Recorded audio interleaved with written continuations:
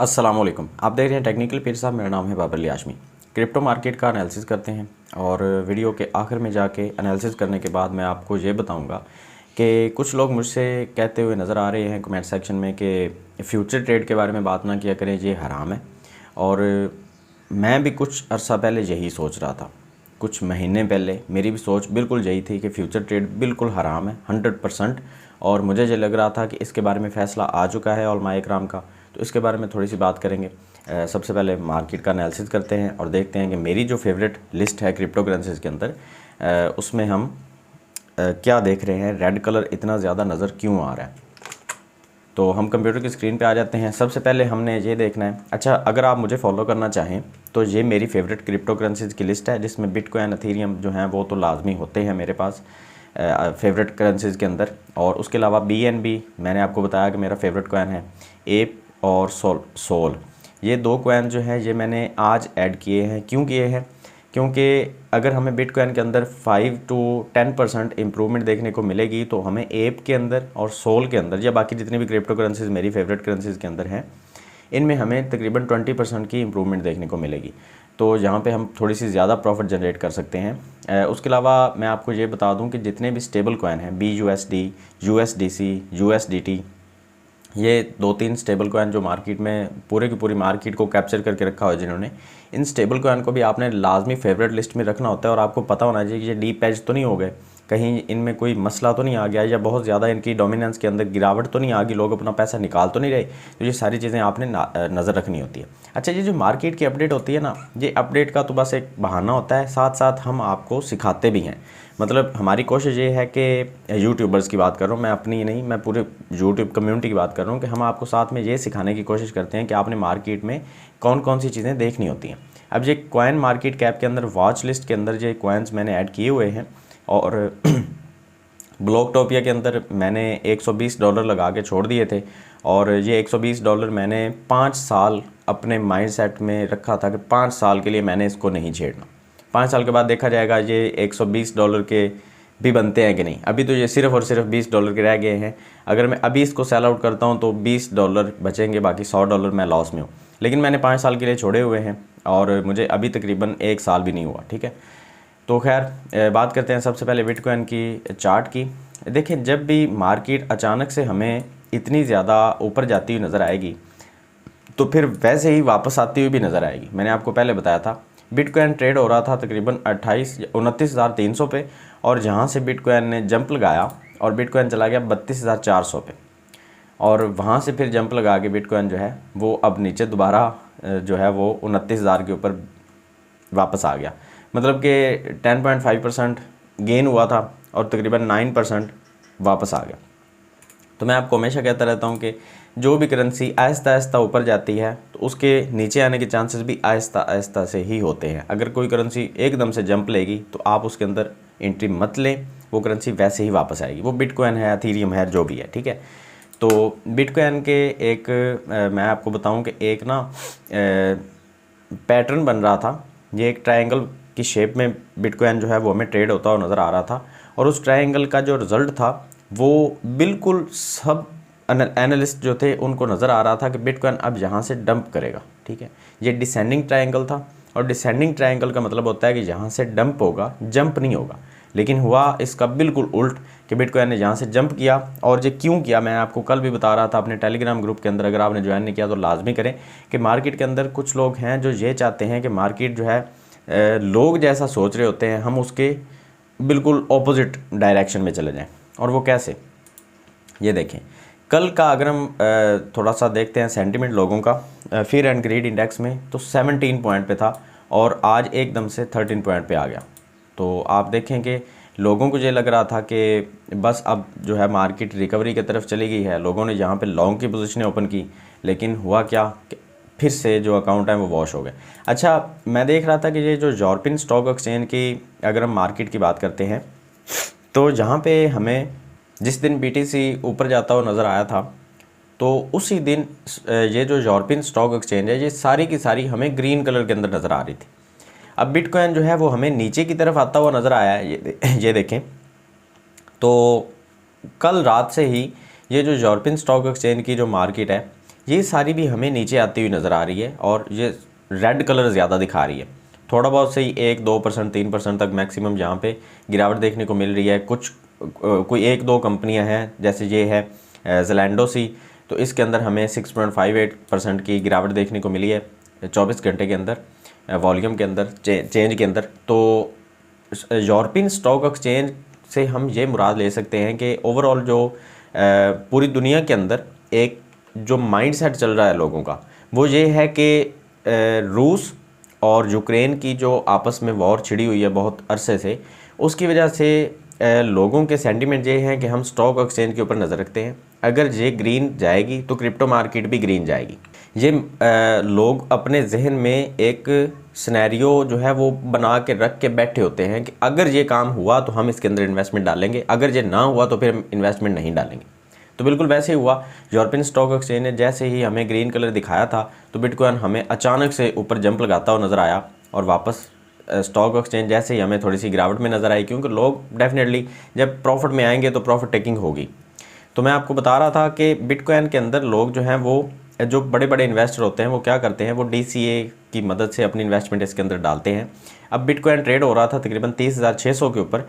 जैसे बिटकॉइन ने नीचे एक डिप लगाई तो वो आ गया तकरीबन 29,000 के ऊपर, तो लोगों ने अपनी इन्वेस्टमेंट इसके अंदर फ़ौरन से डाली। ये देखें, जहाँ से हमें बिटकॉइन ऊपर जाता हुआ नज़र आया, लेकिन एक रेजिस्टेंस लाइन बन गई थी। फिर बिटकॉइन नीचे आया तो लोगों ने इन्वेस्टमेंट फिर से डाली और ये देखें यहाँ पे बहुत सारे हमें अचानक से जंप देखने को मिला। फिर से चला गया 30,200 के ऊपर। लेकिन क्या होता है कि जब इतनी मार्केट नीचे आ जाती है तो लोग डरे हुए तो होते हैं, ये तो बात मानने वाली है कि लोग डर जाते हैं। और लोगों की इसी डर की वजह से जो इन्वेस्टर हैं बड़े बड़े, वो फ़ायदा ये उठाते हैं कि वो अपनी इन्वेस्टमेंट डालते हैं। जैसी मार्केट ऊपर जाती है, लोगों को ये लगता है कि अब मार्केट ऊपर ही जाएगी, इन्वेस्टर वहाँ से पैसा निकाल लेते हैं। वो डबल फ़ायदा उठाते हैं, हमसे वो सस्ता बिटकॉइन ख़रीदते हैं और महंगा हमें बेचते हैं। तो बस ये है कि आपने मार्केट के ऊपर नज़र रखनी है। 50 की मूविंग एवरेज के ऊपर जब ये बिटकॉइन गया था तो मुझे बिल्कुल ऐसा लग रहा था कि अब ये बिटकॉइन जो है वो हमें ऊपर की तरफ ही देखने को मिलेगा। लेकिन अगर हम इसकी दूसरी पहलू की बात करते हैं, अगर हम 200 की मूविंग एवरेज की बात करते हैं तो ये देखें 4 आवर के ऊपर आते हैं। अच्छा, ये देखें आप, थोड़ा सा आपको मज़ीद क्लैरिटी मिल जाएगी कि 200 की जो मूविंग एवरेज की लाइन है उसको बिल्कुल रेजिस्टेंस के तौर पे इस्तेमाल किया और मार्केट वहाँ से नीचे आ गई। 4 आवर के टाइम फ्रेम के ऊपर मैं बात कर रहा हूँ। तो अब हम देखते हैं कि मार्केट जो है वो दोबारा से जो एक रेजिस्टेंस ट्रेंड लाइन चल रही थी, अब उसको सपोर्ट लाइन के तौर पे इस्तेमाल कर रही है। ये देखें, ये एक ट्रेंड लाइन मैंने ड्रॉ की थी यहाँ से लेके, और इसको एक रेजिस्टेंस के तौर पे बिटकॉइन जो है वो इस्तेमाल कर रहा था, लेकिन अब इसको सपोर्ट के तौर पे इस्तेमाल कर रहा है। तो चांसेस हैं कि मार्केट यहाँ से थोड़ा सा रिकवरी की तरफ भी जा सकती है। खैर, बात करते हैं BTC की डोमिनेंस की, तो थोड़ा सा आप इसके ऊपर भी नज़र रखें। BTC की डोमिनेंस के बारे में मैं पिछली कई वीडियोस में बताता आ रहा हूँ कि जब तक ये डोमिनेंस हमें नीचे की तरफ नहीं मिलेगी, BTC के अंदर से लोग अपना पैसा नहीं निकालेंगे, तो आल्ट कॉइन्स जो हैं वो हमें उतने अच्छे से पंप करते हुए नज़र नहीं आएंगे। वो वक्ती तौर पे, आर्जी तौर पे हमें थोड़े बहुत ऊपर जाते हुए नज़र आएंगे, लेकिन फ़ौरन से प्रॉफिट टेकिंग होगी और वो वापस आ जाएगी। ये जो एक बहुत बड़ा जंप लगाया था बिटकॉइन की डोमिनेंस ने, ये जंप हमारे आल्ट कॉइन्स के लिए बहुत बुरी खबर थी। और ये 7.5% का ये जो जंप है, ये जब तक ये वापस नहीं आता, और अब की अगर बात करते हैं तो सबसे पहले तो ये जो रिकवरी चाहिए, ये चाहिए 6% की, और ये एक सपोर्ट लाइन के ऊपर डोमिनेंस आनी चाहिए 44.3 के ऊपर। और जब यहाँ पे डोमिनेंस आएगी तो आल्ट कॉइन्स के अंदर हमें अच्छा खासा जो है वो एक पंप देखने को मिलेगा। उसके बाद ये डोमिनेंस दोबारा से 7.5% नीचे गिरेगी, और जब तक ये 41% के ऊपर नहीं आती, हम आल्ट कॉइन्स के अंदर रिकवरी नहीं देखेंगे। ठीक हो गया। उसके बाद हम जो है वो थोड़ी सी बात कर लेते हैं कि बिटकॉइन के अंदर अगर हम फ्यूचर ट्रेड की बात करते हैं तो क्या फ्यूचर ट्रेड हलाल है या हराम है। देखिए, कुछ दिन पहले बोल टीवी के ऊपर कुछ दिन पहले या कुछ महीने पहले रमज़ान ट्रांसमिशन के अंदर वकार ज़का की एक बहस छिड़ी थी उलमाए इकराम के साथ। हमारे जो उलमाए दीन हैं वो अलग अलग मकतबा फ़िक्र से जो ताल्लुक़ रखते हैं, उसमें शिया, बरेलवी, हनफी, मतलब बरेलवी जो है वो हनफी ही होते हैं।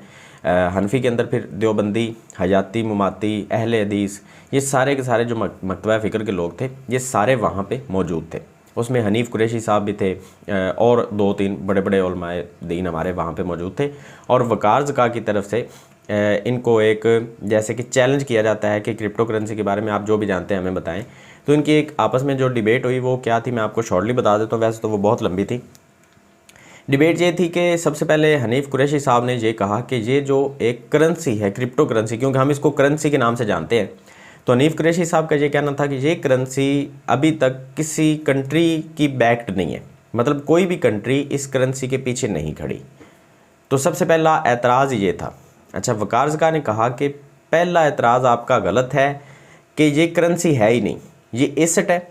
करेंसी और एसेट के अंदर फ़र्क होता है। क्या फ़र्क होता है मैं आपको थोड़ा सा अपने लफ्ज़ों में समझाने की कोशिश करता हूँ। करेंसी वो है, हमारी जेब में 1000 रुपये का एक नोट है, हम जहाँ भी जाएंगे पाकिस्तान के अंदर उसके पीछे पाकिस्तान की ज़मानत है। वो ज़मानत क्या है कि आप 1000 रुपये की कहीं से भी 1000 रुपये की वैल्यू की कोई भी चीज़ है, कीबोर्ड लेना चाहते हैं, माउस है, कुछ भी है, वो आप 1000 रुपये की जाके मार्केट से ले सकते हैं। वो पैसा मार्केट में सर्कुलेट होता रहेगा और एंड रिज़ल्ट ये होता है कि अगर किसी बंदे को भी उस पैसे के बदले में सोना चाहिए, वो मार्केट से जाके, वो स्टेट बैंक से जाके उठा सकता है। अच्छा, ये होती है गवर्नमेंट की ज़मानत एक नोट के पीछे, क्योंकि वो तो एक कागज़ का टुकड़ा है ना, कागज़ की तो कोई अहमियत नहीं होती। अगर आपको लगता है कि कागज़ की अहमियत होती है तो आप ये 1000 रुपये का नोट लेके किसी भी कंट्री में चले जाएँ हमारे पाकिस्तानी करेंसी का, तो वहाँ पे वो आपको एक्सेप्टेबल नज़र नहीं आएगा। ये होती करेंसी कि आप सब्ज़ी लेने जाते हैं, दूध लेने जाते हैं, आपने कुछ भी लेना है तो आप पैसे लेके जाएँ, आपको वो चीज़ मिल जाएगी। अच्छा, दूसरी तरफ आते हैं तो एसेट। एसेट के अंदर हमें नज़र आते हैं फ्लैट, ज़मीन, उसके अलावा हम सोने को भी एसेट कहते हैं। तो आपने कभी नहीं देखा होगा कि कोई बंदा जो है वो सब्ज़ी लेने गया तो अपने ज़मीन के कागज़ात या ज़मीन उठा के लेके जाए कि भाई मुझे सब्ज़ी दे दो, ऐसा तो नहीं होता। या कोई बंदा आपने ऐसा भी नहीं देखा होगा जो 1 तोला सोने का लेके या 1 ग्राम सोने का लेके वो मार्केट में चला जाए कि मुझे ये सोना ले ले, मुझे सब्ज़ी दे दें। एसेट को हम एसेट के तौर पे ही इस्तेमाल करते हैं, हम उसके अंदर इन्वेस्टमेंट डालते हैं कि जब वो ऊपर जाएगी, उसकी प्राइस ऊपर जाएगी तो हम वहाँ से अपनी इन्वेस्टमेंट निकाल लेंगे और फिर वो करेंसी के अंदर कन्वर्ट करके हम अपनी जो है वो ज़रूरियात ज़िंदगी को पूरा करेंगे। वक़ार ज़का ने कहा कि ये सबसे पहला हमारा जो एतराज़ है कि ये करेंसी नहीं है। तो ये बिल्कुल ठीक है, ये करेंसी है ही नहीं, हम इसको करेंसी तो गलत प्रोनाउंस करते हैं ना, इसको एसेट कहना चाहिए, डिजिटल एसेट। तो हनीफ कुरैशी साहब ने कहा जी बिल्कुल ठीक है, आप अगर कहते हैं तो, क्योंकि आप इस फील्ड के माहिर हैं, तो फिर ठीक है, आप जो कहते हैं हम वो मानते हैं। अच्छा, दूसरे नंबर पे बात ये थी कि जब हम करेंसी की बात करते हैं उसके ऊपर शरीयत के अलग कानून लागू होते हैं, जब हम एसेट की बात करते हैं तो उसके ऊपर शरीयत के और कानून लागू होते हैं। अच्छा, अगर हम बात करते हैं इसके पीछे कोई कंट्री नहीं है तो ये तो बात गलत साबित होगी। पहले नंबर पे ये करेंसी नहीं है, दूसरे नंबर पे इसके पीछे बहुत सारी कंट्रीज़ आ चुकी हैं। एल सल्वाडोर इसके पीछे आ चुकी है, वो छोटी सी कंट्री है लेकिन है तो कंट्री। दूसरे नंबर पे यूएसए ने इसको एक्सेप्ट किया हुआ है, ठीक है, बीटीसी के ETF अप्रूव हो रहे हैं। उसके अलावा दुबई ने बाइनांस को अगर लाइसेंस दिया है तो बाइनांस के ऊपर हमें और तो कुछ देखने को नहीं मिलता।